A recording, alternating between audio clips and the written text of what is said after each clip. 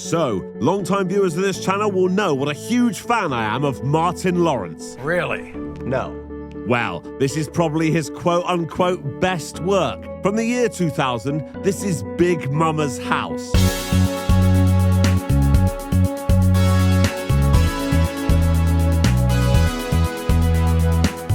I'm Jay Harangue and I've wasted hours of my life watching terrible films. You should subscribe. Yes, and please consider joining my Patreon where you can view exclusive content. It's only $3 a month, but it really helps me out. The link's in the description, thanks. Right, so this is Malcolm Turner and he's the main character. He's an FBI agent. He doesn't play by the rules. He's a maverick, but he gets results. Right, sorry, I need to stop this here. I know some of you think Martin Lawrence is okay. In the comments of my video about Black Knight, which by the way is the worst film I've ever seen in my life,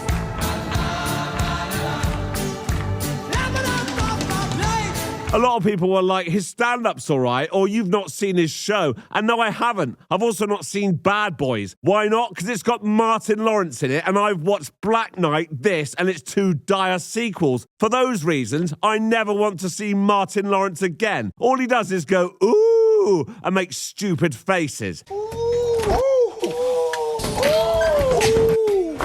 Anyway, back to the film. This is Sherry Pierce and her son Trent. Sherry's just seen on TV that her ex-boyfriend Lester has escaped from prison. Lester's bad, isn't he? Yeah. So she tells Trent to pack up his toys because they're going on vacation. Lester was in prison for robbing a bank, and the FBI thinks Sherry was involved because she was working at the bank. Lester was caught, but Sherry got away with it, and the money was never recovered. Malcolm believes that Sherry will be heading to her long-lost grandmother's house in Georgia, so he and his partner John are sent there to do a stakeout. Here's Sherry's grandmother, Hattie Mae Pierce, also known as Big Momma. Malcolm and John need to get into her house to plant surveillance equipment, and here's an opportunity. Big Momma and her friends are on their way over to their house to welcome them to the neighborhood.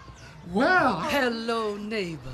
Hi. While that's going on, Malcolm runs into Big Momma's house. But oh no, Big Momma needs a shit. Oh, wait, no, you can't. Wait, you can't leave. When I say I got to go move, I got to go. And oh no, Malcolm's hiding in the bathroom. Uh-oh. Ooh, you stewed. Oh, oh, yes.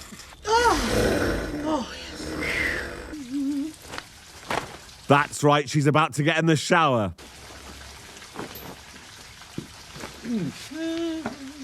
Oh, happy day. I'm so glad that you are. But Malcolm escapes the house unnoticed after successfully planting some cameras. Luckily, Big Momma will be leaving town for 2 weeks. Why? Because plot. And this allows them to go back into her house and tap her phone line. But oh no. Big Momma, it's Sherry. It's my baby Sherry. Well, you hurry home then, all right? Bye, Big Momma. Bye-bye. What the hell did you just do? If Big Mama's not here, then she's just gonna leave. Big Mama be here. That's right, they've put together a massive prosthetic suit to make Malcolm look like Big Momma. And this is where the comedy kicks in. Really? No. Oh look, here's Sherry now. She's like, I hope you remember me, Big Momma. And he's like, Big Mama could never forget that ass. What? Asthma. Remember you had asthma.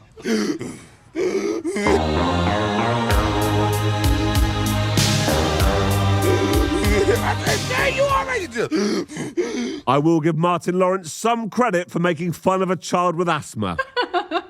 The next few minutes of this film are slapstick hell. He can't cook, his face starts falling off, John sees and comes over to try and help, but he's mistaken for a peeping Tom and is chased by a dog. The food catches fire, it's inedible, some old guy comes over and wants to shag Big Momma, Malcolm gets rid of him, whatever, this is shit. Then, believe it or not, it gets worse. I don't see how. Some women come over, one of whom is about to go into labor. It turns out that Big Momma has agreed... It turns out that Big Momma has agreed to deliver her baby. So now Malcolm's going to have to do it. He has no idea what he's doing and starts using stuff from the kitchen, like fat cooking tongs, oven gloves, and a plunger. But somehow mother and baby are fine. The next morning he sees that his suit is falling off, so he needs to sneak back across the road to John. And this happens.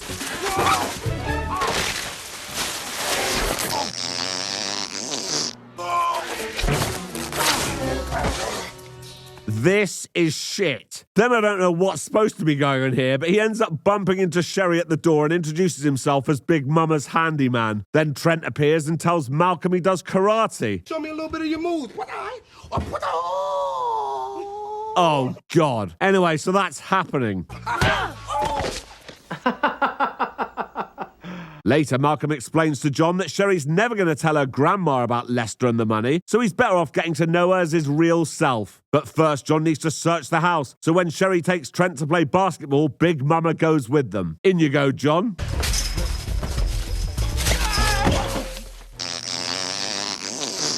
Meanwhile, in town, Big Mama is accosted by her friends, who don't notice that she's a man in a fat suit, and is taken to a self-defense class run by this overzealous security guard, Nolan.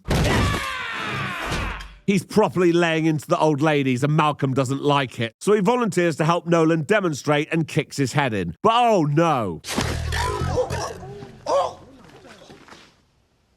No, I got some explaining to do. Oh, it's okay, they're all wearing wigs. When they get home, Trent tells Big Mama that the older kids were mean to him at basketball. Say what? Yeah, so it's back to the court for some 2-on-2. Obviously, Big Mama's amazing and they win easily, but Nolan is watching and thinks there's something strange going on.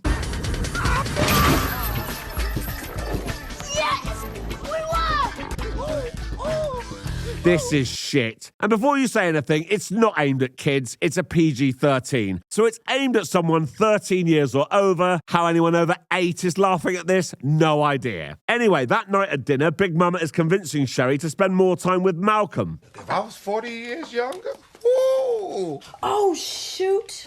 Got a little jam on you?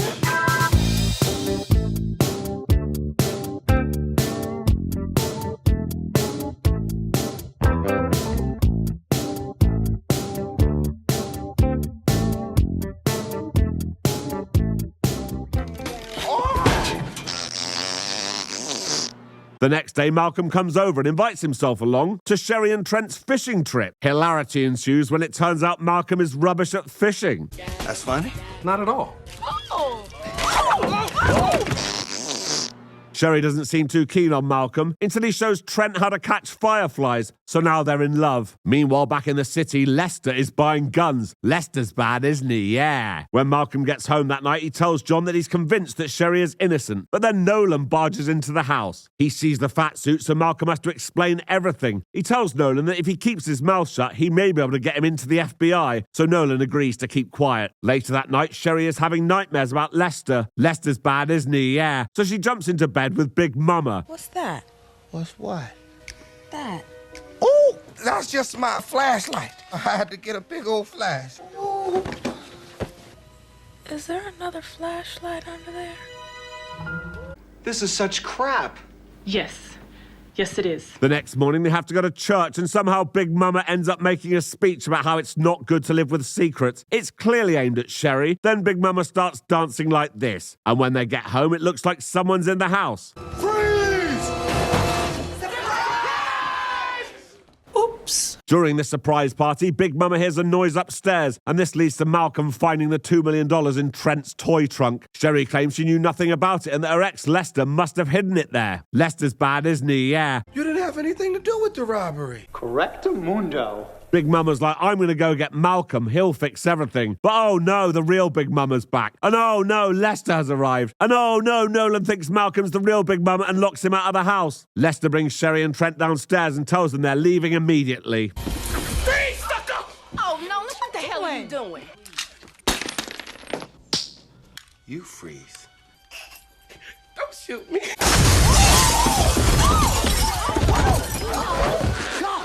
Then there's this fight. Freeze, FBI! Not in Big Mama's house. Oh, shit!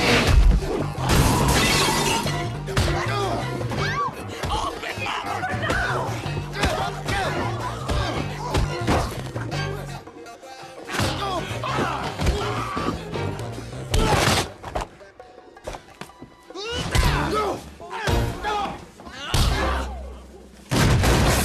So it's revealed that Big Mama was Malcolm all along, and Trent and Sherry are really disappointed. But oh no, Lester's going for the gun.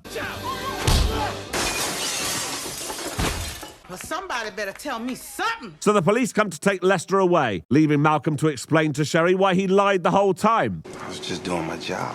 But she's not having any of it. At an unspecified time later, we're led to believe that Malcolm is about to testify at Lester's trial, but he's actually going to Big Mama's church. What's he doing here? Reverend, I come to testify. Yeah. So Malcolm makes a big speech about how Jesus is all about forgiveness, and everyone's like, yeah, Malcolm's all right, actually. So he and Sherry kiss, Big Mama starts singing, and everyone starts dancing like this. And that's the end of the film. Damn, that was a lot of ass. So until next time. Thank you for watching this video. Please like and subscribe, and please consider joining my Patreon. There's a link in the description. Thank you.